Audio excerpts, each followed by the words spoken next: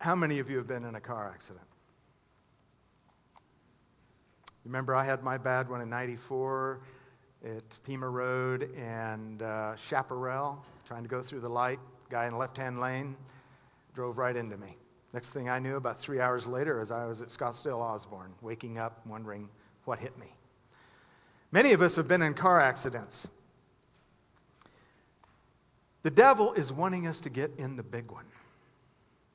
And the way he does that is to get us distracted from keeping our eyes focused on Jesus and staying on the gospel freeway, getting us off in the right-hand ditch or the left-hand ditch.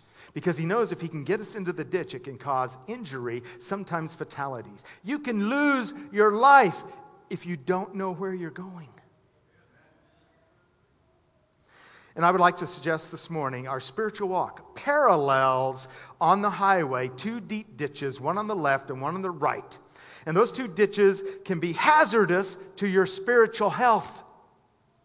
For some reason, it's very easy for all of us to easily drift to one side or the other side of the road. And if we many times find ourselves going into the ditch and either have an accident or getting stuck at the minimum. Well, what are those two ditches that we need to avoid this morning? That's what I want to talk about. Number one, the first one is what Jesus and Paul had to fight their whole ministry. It was called legalism.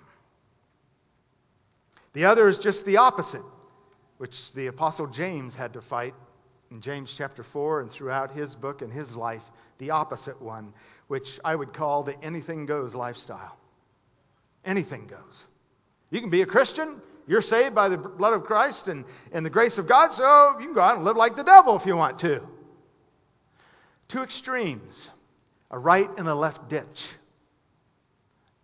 To fall into either one of those is destructive to your spiritual health this morning.